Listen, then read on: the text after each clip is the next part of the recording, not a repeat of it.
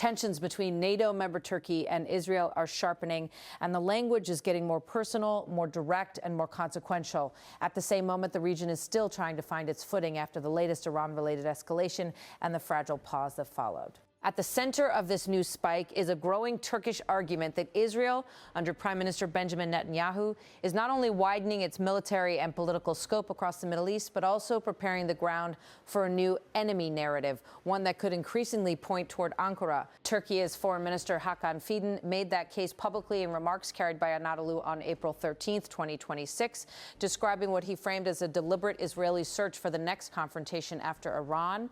Fidan alleged that Israel's strategic posture depends on identifying an adversary to justify ongoing security and military policies, and he warned that Turkey could be placed in that role both in Israel allied political messaging and potentially in longer-term state planning. He said, asterisk, after Iran, Israel cannot live without an enemy. We see that they are in search of developing a new rhetoric and declaring Turkey as the new enemy. We see that not only Netanyahu's administration, but also some figures in the opposition, though not all, are seeking to declare Turkey the new enemy. This is a new development in Israel, turning into a state strategy.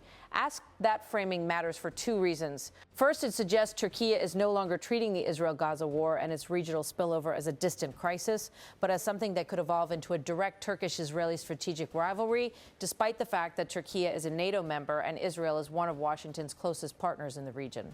Second, it pulls Israel's internal politics into the equation by pointing not only to Netanyahu's government, but also to some figures in the opposition. Turkey is arguing the trend is becoming bipartisan in Israel, less a temporary political talking point and more lasting national security orientation.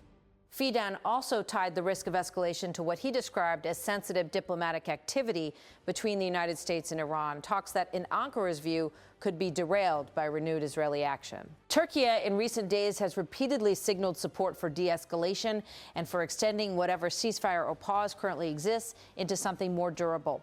But Fidan's warning was that even if Washington and Tehran show willingness to explore terms, Israel may act in ways that sabotage that momentum. He said asterisk initial positions are always somewhat maximalist. Later, the parties try to find common ground with the support of mediators as long as they have the intention to reach, maintain, and permanently achieve a ceasefire. What I see is that both sides are sincere about the ceasefire and aware of its need. We must always keep in mind Israel's disruptive behavior here. We constantly tell this to the Americans and other parties, but as of now, both the Americans and the Iranians have gone home. I think the Iranians especially will evaluate the offer made by the Americans. They will give a response. Astamus did the subtext was unmistakable. Ankara is positioning itself as a voice urging restraint while casting Israel as a destabilizing actor that could pull the region back into direct confrontation. And Turkey is not limiting its criticism to Israel alone. Fidan also used the moment to put pressure on Greece and Cyprus, accusing them of pursuing what he called risky policies by expanding defense and military cooperation with Israel. In Ankara's telling, Greece already has NATO's protection and Cyprus has European Union backing. So Fidan asked, what strategic purpose is served by turning to Israel militarily unless outside pressure is driving the decision? He said, asterisk, we see that Greece is pursuing in highly risky policies here, Astax, and he went further questioning the logic of those partnerships in blunt terms. He said, asterisk, neither Greece nor Southern Cyprus needs military cooperation with Israel. Greece is already a member of NATO, and Southern Cyprus has the backing of the EU. What strategic logic could justify seeking this kind of cooperation is something they cannot explain to me either. Taken together, those statements reveal a broader Turkish approach. Treat Israel not only as a regional military actor, but as a node in a network of partnerships, some of which Ankara views as directly threatening Turkish interests, especially in the Eastern Mediterranean and around Cyprus. On the Iran issue, Turkey also highlighted the Strait of Hormuz, emphasizing that it must remain open, but only through peaceful means and without a scenario that turns maritime security into another open-ended armed mission. He said, asterisk, our position is that it should be open through peaceful ME. Eanes, Astics, the message is calibrated, keep trade routes functioning, avoid a wider war, but don't normalize an expanded military footprint that could create new flashpoints or new justifications for escalation. But the diplomatic sparring turned sharply more personal after an exchange involving Netanyahu and Turkish President Recep Tayyip Erdogan. On April 11, 2026, Netanyahu posted on X, combining a vow to continue confronting Iran and its proxies with a direct attack on Erdogan, accusing him of accommodating Iranian-linked forces and using inflammatory language about Turkey's Kurdish citizens. He said, Israel under my leadership will continue to fight Iran's terror regime and its proxies, unlike Erdogan, who accommodates them and massacred his own Kurdish citizens. Turkey's response was immediate and unusually severe. The Turkish Foreign Ministry issued an official statement the same day, denouncing Netanyahu and escalating its rhetoric to an extraordinary level, invoking historical comparisons and pointing to international legal proceedings involving Israel's conduct in Gaza. The statement led with language that signaled Ankara was no longer interested in diplomatic subtlety. He said, Netanyahu, who has been described as the Hitler of our time due to the crimes he has committed, is a well-known figure with a clear track record, and it explicitly referenced the International Criminal Court. He said an arrest warrant has been issued against Netanyahu by the International Criminal Court on charges of war crimes and crimes against humanity. It also referenced the parallel case at the International Court of Justice. He said, under Netanyahu's administration, Israel is facing proceedings before the International Court of Justice on charges of genocide. Turkey's ministry then framed Netanyahu's motives as political as well as strategic, arguing he is trying to undermine peace initiatives while pursuing an expansionist regional and that accountability at home is part of the backdrop. He said Netanyahu's current objective is to undermine ongoing peace negotiations and continue his expansionist policies in the region. And it concluded with the pledge that Turkey will continue its political campaign to hold him responsible. He said Turkey will continue to stand by innocent civilians and will further its efforts to ensure that Netanyahu is held accountable for the crimes he has committed. This is not standard diplomatic phrasing between states that, while often in disagreement, have historically maintained channels for trade and intermittent security contact. It is language designed to do several things at once: delegitimize Israel's leadership, internationalize the dispute, and place Ankara's posture inside a broader moral and legal argument aimed at Western audiences as well as regional ones. At the same time, the Israeli political conversation is also evolving, and Turkey is increasing lie appearing in it. Naftali Bennett, Israel's former prime minister and a prominent political figure, has been warning publicly that Turkey is emerging as a major strategic challenge. Speaking at the 2026 Conference of Presidents of Major American Jewish Organizations, he described President Erdogan as a sophisticated adversary and suggested Israel can no longer afford to treat Ankara as a secondary issue. He said, Erdogan is a sophisticated and dangerous adversary who wants to surround Israel. The country must not turn a blind eye again. Bennett also alleged that Qatar and Turkey are feeding what he described as a new axis linked to the Muslim Brotherhood, drawing a comparison to the Iranian axis Israel has focused on for years.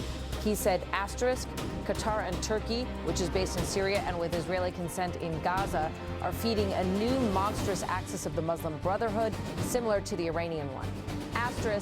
A new Turkish threat is emerging. No. Bennett's argument is that Israel must manage multiple strategic pressures at once without choosing between them.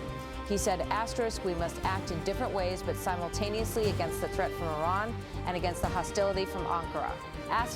Those lines matter because they show Turkey is not only reacting to Israeli actions, it is increasingly being pulled into Israel's internal debate about the next phase of national security, especially after years of conflict that have stretched from Gaza to Lebanon to Syria and beyond. Bennett then pivoted to domestic Israeli politics, sharply criticizing Netanyahu's leadership and suggesting a change is needed, language that plays into Turkey's claim that even Israel's opposition voices are shaping a narrative in which Ankara becomes a central threat. He said Israel's current leadership divided us and is dividing us now more than ever. And he framed Netanyahu's tenure as exhausted and damaging. He said, after 3 decades since coming to power and after the greatest disaster in Israel's history occurred on his watch, a leader must know when to step down with dignity. These remarks are not simply campaign-style attacks. They are being delivered in influential venues to audiences with political and financial clout, and they are helping define how Israeli elites speak about threats beyond Iran. So what does this all add up to? It suggests a widening triangle of pressure. On one side, Turkey is arguing that Israel, having built its strategic identity around constant confrontation, will keep searching for the next enemy and is now laying rhetorical groundwork to present Turkey as that next existential problem. On another side, Israeli political figures are openly discussing Turkey as a serious strategic adversary tied to influence in Syria, relationships with regional Islamist movements, and a broader struggle for dominance over the Middle East's future order. And between them, the United States is positioned as the main power with leverage over both, while also trying to manage the Iran file, prevent regional trade choke points from closing, and contain the risk of another wider war. One consequence is that Turkey is now casting itself not just as a critic of Israeli policy in Gaza, but as a state warning of a broader Israeli trajectory, one that could expand targets, widen conflicts, and eventually pull new countries into direct confrontation. Another consequence is that the rhetoric is becoming so sharp that it reduces diplomatic room to maneuver. When statements escalate to talk of state strategy built around enemies and to historical comparisons meant to delegitimize a leader personally, the conflict moves from policy disagreement into identity-level confrontation. And that matters because even if neither side is actively seeking a direct war, miscalculation becomes easier when the political incentives push leaders toward maximum confrontation, and when public statements harden into red lines. For now, the ceasefire dynamics around Iran remain fragile, with regional actors watching for the next move.